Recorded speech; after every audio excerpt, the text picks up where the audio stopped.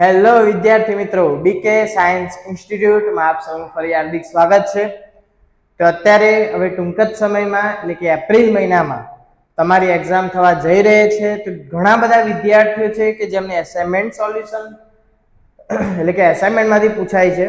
તો આપણી ચેનલ પર એસાઇનમેન્ટ સોલ્યુશનના વિડીયો અત્યારે આવી રહ્યા છે. તો ચેનલ પર નવા હોય તો ચોક્કસથી સબસ્ક્રાઇબ કરજો કે જેથી આવતા તમામ વિડીયો તમને મળતા રહે. ઓકે, તો આજે આપણે શરૂઆત કરીશું વિભાગ સહી પ્રકરણ નંબર 10. તો પહેલા શરૂઆત કરતા પહેલા જાણ કરી દઉં કે ઓલરેડી દાખલા નંબર 1 થી 4 અપલોડ થઈ ચૂક્યા છે, બરાબર. અને આજે આપણે વાત કરવાના છે દાખલા નંબર 5. ઓકે, ચલો. તો એક્ઝામ્પલ નંબર 5, એક ફ્લાયઓવરની ત્રિકોણાકાર દિવાલોનો ઉપયોગ જાહેરાત માટે કરવામાં આવે છે. આ દિવાલોની બાજુઓ 122 મીટર, 22 મીટર અને 120 મીટર છે. જાહેરાત પ્રતિ વર્ષ ₹5000 મીટર સ્ક્વેરના દરે કમાણી કરી આપે છે. તો એક કંપનીને તે દિવાલમાંની એક 3 મહિના માટે ભાડે રાખે છે, તો તેને કેટલું ભાડું ચૂકવવું પડશે? હવે અહીંયા બેટા ખાસ ધ્યાનથી જુઓ. એક ફ્લાયઓવર એટલે કે એક બ્રિજ ઉપર દિવાલ છે, એ દિવાલને પેઇન્ટ કરી જાહેરાત માટે એ લોકો ભાડે આપે છે. તો દિવાલની જે બાજુઓ છે એના માપ આપણને આપેલા છે. ચલો, અને દિવાલનો આકાર કયો છે? ત્રિકોણ આકાર છે. તો ધારો કે તમે સમજો કે આ રીતે એક દિવાલ હશે. ધારો કે હું ત્રિકોણને નામ આપી દઉં ABC. આ બાજુનું માપ છે 122, આ બાજુનું છે 120 અને આ બાજુનું છે 22 મીટર. ચલો, તો ધારો કે વિચારો આ દિવાલ છે, એની 3 બાજુઓના માપ થઈ ગયા. તો આપણને પરિમિતિ આપણે શોધી શકીએ. તો કે સર હા, પરિમિતિ બરાબર A વત્તા B વત્તા C. ચલો, A કેટલા? 122 વત્તા 120 વત્તા 22. ચલો, 122 વત્તા 22 144 વત્તા 120. ચલો, 4 4 ને 2 6, 2 ને 1 સોરી 1 ને 1 2. કેટલા મીટર આવી? 264 મીટર. તો પરિમિતિ આપણને મળી ગઈ. એના ઉપરથી આપણે S શોધી કાઢીએ. તો S એટલે પરિમિતિ ભાગ્યા 2. ચલો, 13 દુ 26, 2 દુ 4, એટલે S બરાબર આપણને મળી ગયા 132 મીટર. હવે સિમ્પલ ત્રિકોણાકાર દિવાલનું ક્ષેત્રફળ. હવે તમે એમ કહેશો સર ક્ષેત્રફળ કેમ શોધીએ? તો આપણને ખબર છે કે ધારો કે આ ત્રિકોણાકાર દિવાલ હોય, તેમાં તમે પેઇન્ટ કરો એટલે ક્યાં કરો? આ વચ્ચેના ભાગમાં કરો. તેનો અર્થ આ વચ્ચેના ભાગમાં આપણે વચ્ચેનો જે ભાગ લઈશું, જેટલો ભાગ આપણે યુઝ કરીશું, એના હિસાબેથી આપણે શું ચૂકવવાનું છે? ભાડું ચૂકવવાનું છે, બરાબર. તો દિવાલનું ક્ષેત્રફળ બરાબર વર્ગમૂળની અંદર S minus A, S minus B અને S માઇનસ C. ચલો, S કેટલા મળ્યા? 132 માઇનસ 122, 132 માઇનસ 120 અને 132 માઇનસ બીજી બાજુ કેટલી હતી બેટા? ફક્ત 22. ચલો, બાદબાકી કરી દઈએ. 132 એઝ ઇટ ઇઝ. 132 માંથી 122 જાય તો માત્ર કેટલા વધે? 10. ચલો, 132 માંથી 20 જાય એટલે કે 120 જાય તો માત્ર કેટલા વધે બેટા? બોલો, 12. ચલો, 132 માંથી 22 જાય તો 110. ઓકે, ચલો. હવે અહીંયાથી સૌથી વધારે વિદ્યાર્થીઓને તકલીફ પડે કે સર અહીંથી શું કરવાનું? ખાસ ધ્યાનથી જુઓ, ભાગ પાડવા બહુ જ અગત્યના છે બેટા. કેવી રીતે ભાગ પાડીશું જુઓ. તો 132 છે, તો 132 એટલે 11 ગુણ્યા 12. 10 ને એમને એમ રહેવા દઈએ, 12 ને પણ એમને એમ રહેવા દઈએ. 110 છે તો 11 ગુણ્યા 10 કહેવાય. તો તમે કહેશો હા સર કહેવાય. તો જુઓ, બધા 2 2 થઈ ગયા. 12 2 વખત, 10 2 વખત અને 11 2 વખત. તો બધાનો વર્ગ કરી દઈએ. 11 નો વર્ગ 12 નો વર્ગ અને 10 નો વર્ગ. ઓકે, ચલો તો વર્ગમૂળ કેન્સલ, તો 11 ગુણ્યા 12 ગુણ્યા 10, તેનો મતલબ 11 ગુણ્યા 12 એટલે 132, 132 ગુણ્યા 10 એટલે 1320 મીટર સ્ક્વેર. તો અહીંયા આપણને શું મળ્યું? ક્ષેત્રફળ મળ્યું. ઓકે, એક મિનિટ બેટા હું કેમેરામાં જોઈ લઉં. ઓકે, દેખાય છે. ચલો, તો આપણને અહીંયા ક્ષેત્રફળ મળી ગયું. હવે અહીંયા આપણને શું કીધું કે પ્રતિ વર્ષ, મતલબ કે જાહેરાત માટે જે ભાડું છે એક વર્ષનું કેટલું છે? 5000. ઓકે, ખાસ ધ્યાન આપજો બેટા, ડાયરેક્ટ ના શોધી કાઢતા કે ભાઈ 1320 મીટર, 1 મીટર સ્ક્વેર ના 5000 તો 1320 ના કેટલા, એવું નથી કરવાનું. જોજો અહીંયા આપણે કેટલા સમય માટે ભાડે લેવાની છે? 3 મહિના માટે. ફક્ત કેટલા મહિના માટે? 3 મહિના માટે. તો અહીંયા જે આપણને ભાડું આપ્યું છે પ્રતિ વર્ષ, આખા વર્ષનું ભાડું આપ્યું છે. તો અહીંયા આપણે એ વર્ષનું ભાડું એને મહિનામાં કન્વર્ટ કરીશું. એટલે કે એક વર્ષ એટલે કેટલા મહિના? 12 મહિના થાય. તો અહીંયા હું એવું લખું, જોજો બેટા, કે 12 મહિના નું ભાડું બરાબર રૂપિયા કેટલા? 5000. તો 3 મહિનાનું ભાડું કેટલું?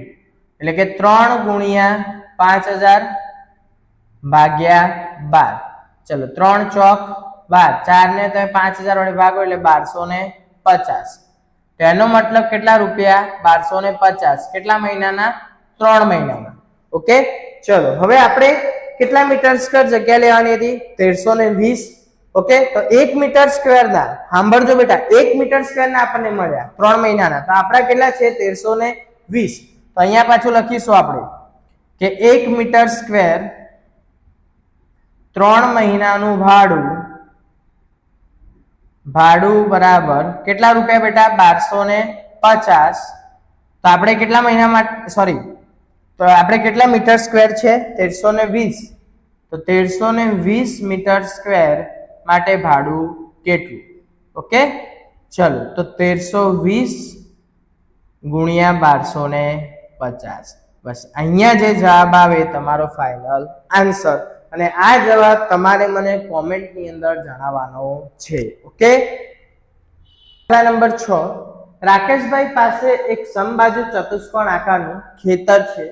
તેમણે પોતાનું ખેતર અનાથાશ્રમ અને વૃદ્ધાશ્રમને સમાન રીતે દાન કરવાનું નક્કી કર્યું. ખેતરની પરિમિતિ 400 મીટર છે અને એક વિકર્ણ 160 મીટર છે. તો અનાથાશ્રમના ભાગમાં આવેલ ખેતરના ટુકડાનું ક્ષેત્રફળ શોધો. અહીંયા બેટા તમને શું કીધું? ખાસ ધ્યાનથી જોજો. અહીંયા સમબાજુ ચતુષ્કોણ આકારનું ખેતર, તેનો અર્થ શું થયો કે અહીંયા સમબાજુ ચતુષ્કોણ એટલે ચોરસ આકારનું ખેતર હશે. ખેતરના બે ભાગ પાડ્યા, આપણે વિકર્ણ આપ્યો એટલે આ રીતે ત્રાંસા ભાગ પાડ્યા હશે, મતલબ વચ્ચેથી કટ કર્યું હશે. તો અહીંયા એમને અનાથાશ્રમ માટે આપ્યું અને અહીંયા એમને વૃદ્ધાશ્રમ માટે આપ્યું. બરાબર. હવે જે વિકર્ણ છે એ કેટલો છે? તો કે 160 મીટર. ઓકે, ચલો, અને ખેતરની પરિમિતિ કેટલી આપણને આપી? 400 મીટર. મતલબ ચારેય બાજુનું માપ કેટલું થશે? 400 મીટર. હવે સમજો કે અહીંયા તમને શું કીધું? સમબાજુ ચતુષ્કોણ. શું કીધું? સમબાજુ ચતુષ્કોણ. તો સમબાજુનો અર્થ શું થાય? કે બધી જ બાજુઓ કેવી? સરખી. તો આ પણ એ હશે, આ પણ એ હશે, આ પણ એ હશે અને આ પણ એ હશે. બરાબર. તો પરિમિતિ બરાબર આપણે લખીએ તો પરિમિતિ બરાબર ચારે બાજુઓનો સરવાળો આપણને કેટલી આપી છે? 400 બરાબર 4a. તો 400 ભાગ્યા 4, તો a બરાબર કેટલા થઈ ગયા? 100 મીટર. તો એનો મતલબ શું થયો કે દરેક બાજુનું માપ કેટલું હશે? 100 મીટર. આ પણ 100 મીટર, આ પણ 100 મીટર અને આ પણ 100 મીટર. હવે જુઓ બેટા, ખાસ ધ્યાનથી, ચારે બાજુનું માપ આપણને મળી ગયું. હવે આપણે કયા ભાગનું શોધવાનું કીધું છે? તો અનાથાશ્રમ વાળા ભાગનું. તો એનો અર્થ કે આ અનાથાશ્રમ વાળો ભાગ એટલે કે આ ત્રિકોણની આપણે વાત કરીશું અહીંયા. બરાબર. તો અહીંયા જુઓ, આપણી જોડે આ બાજુ છે 160, આ બાજુ છે બંને 100 100. તો એનો મતલબ આપણે અર્ધ પરિમિતિ પહેલા શોધી કાઢીએ. ચલો અર્ધ પરિમિતિ બરાબર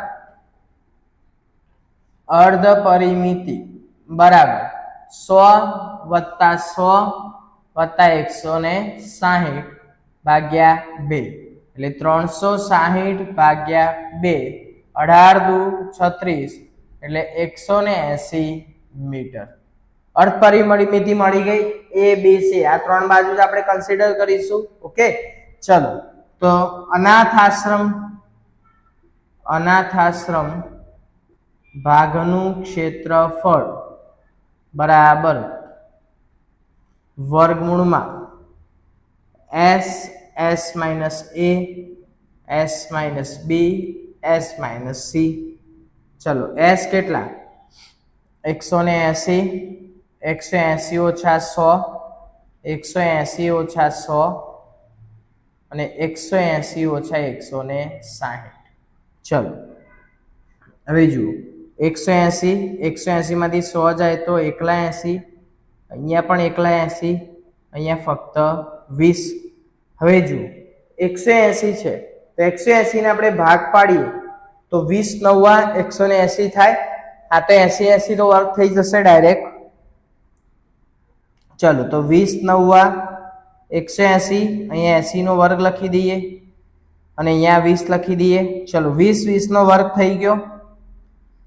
20 નો વર્ગ 9 એટલે 3 નો વર્ગ, 80 નો વર્ગ તો હતો જ. વર્ગમૂળ કેન્સલ, 20 ગુણ્યા 3 ગુણ્યા 80.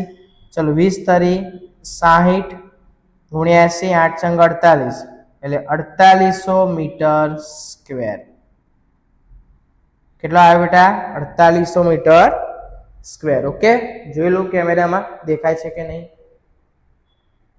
ઓકે, થોડું નીચે જતું રહ્યું છે, હું બાજુમાં લખી દઉં એટલે તમને સ્પષ્ટ દેખાય. ચલો 4800 મીટર સ્ક્વેર. તો આ આપણને શું મળી ગયું બેટા આશ્રમ વાળા ભાગનું ક્ષેત્રફળ. ઓકે, ચલો દાખલા નંબર 7. જેની બાજુની લંબાઈ a હોય તેવા સમબાજુ ત્રિકોણ આકારના ટ્રાફિક સિગ્નલના પાટિયામાં સ્કૂલ અહેડ એમ લખેલ છે તો આ પાટિયાનું ક્ષેત્રફળ હેરોનના સૂત્ર પરથી મેળવો. જો તેની પરિમિતિ 180 સેન્ટીમીટર હોય તો તેનું ક્ષેત્રફળ કેટલું થાય? બહુ સરળ છે બેટા, ખાસ ધ્યાનથી જોજો. અહીંયા તમને શું કીધું કે જેની લંબાઈ a હોય તેઓ સમબાજુ ત્રિકોણ. તો સમબાજુ ત્રિકોણ છે ધારો કે, બરાબર. ચલો તો સમબાજુ ત્રિકોણ આપણે પહેલા દોરી દઈએ. ચલો સમબાજુ ત્રિકોણ, હું નામ આપી દઉં ત્રિકોણનું ABC. સમબાજુ એટલે બધી જ બાજુ કેવી સરખી, તો આમ આપણે અને આમ આપણે થઈ જશે. તો એનો મતલબ કે પરિમિતિ, તો પરિમિતિ શું થશે તો a વત્તા a એટલે કેટલા a થયા 3a થયા એટલે 3a થયા. ઓકે, ચલો પરિમિતિ થઈ ગઈ. હવે અર્ધ પરિમિતિ બરાબર 3a ડિવાઈડ બાય 2. હવે એક બેટા ખાસ ધ્યાન રાખજો, અહીંયા તમને પહેલા એવું કીધું કે તમારે શું કરવાનું તો કે જેની બાજુની લંબાઈ a હોય તેવા સમબાજુ ત્રિકોણ આકારના ટ્રાફિક સિગ્નલના પાટિયામાં સ્કૂલ અહેડ એમ લખેલ છે તે પાટિયાનું ક્ષેત્રફળ હેરોનના સૂત્ર પરથી મેળવો. એટલે પહેલા આપણે શું કરીશું તો આજે 3a/2 આપણને મળ્યું એના આધારે આપણે પહેલા હેરોનનું સૂત્ર મૂકીશું. આપણે a ની કિંમત શોધીશું નહીં, આ ભૂલ ના થાય બેટા. ચલો તો હેરોનના સૂત્રથી પહેલા આપણે ક્ષેત્રફળ શોધીએ. તો ત્રિકોણાકાર પાટિયાનું ક્ષેત્રફળ. તમને એમ થશે સર કેમ તમે આવું બધું લખો છો? ત્રિકોણાકાર પાટિયાનું ક્ષેત્રફળ, અનાથાશ્રમનું ક્ષેત્રફળ આવું કેમ લખો છો? બેટા ભૂલશો નહીં, આપણે કયું સેક્શન ગણીએ છીએ? વિભાગ સી. એટલે વિભાગ સી ની અંદર 3 માર્ક્સ ની અંદર હોય દરેક દાખલો, એટલે આપણે બધી જ માહિતી સંપૂર્ણપણે લખવી પડે. ઓકે, ચલો તો વર્ગમૂળ ની અંદર s s minus a s minus b and s minus c.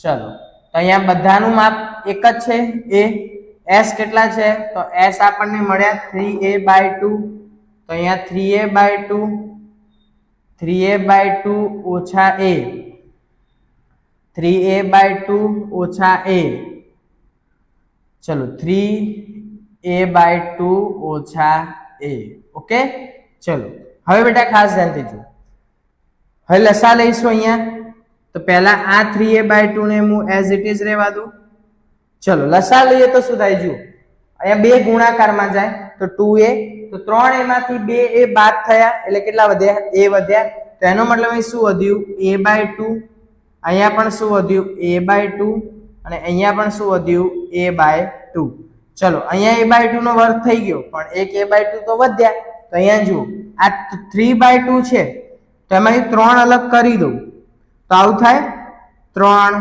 કૌંસમાં a/2 અને અહીંયા હું બીજા a/2 નો તો વર્ગ કરી દઉં સોરી બેટા આ a/2 આપણે અહીંયા લખ્યા આ a/2 અહીંયા લખ્યા આ a/2 નો આપણે વર્ગ લખી દઈએ ચલો આ બે a/2 નો વર્ગ થઈ ગયો આ બંને a/2 નો પણ આપણે વર્ગ કરી દઈએ 3a/2 નો વર્ગ a/2 નો વર્ગ ચલો વર્ગ વર્ગમૂળ કેન્સલ તો અહીંયા શું વધ્યું તો √3 a/2 a/2 ચલો √3 ઇન્ટુ a ગુણ્યા એટલે a સ્ક્વેર 2 ઇન્ટુ 2 એટલે 4 એટલે √3 a સ્ક્વેર ડિવાઇડ બાય 4 બીજું કહી દઉં કે આ સૂત્ર તમે જ્યારે તમને સમબાજુ ત્રિકોણ આપ્યો હોય ત્યારે પણ તમે ડાયરેક્ટ આ સૂત્ર ઉપયોગ કરીને ડાયરેક્ટ દાખલા ગણી શકો √3 a સ્ક્વેર બાય 4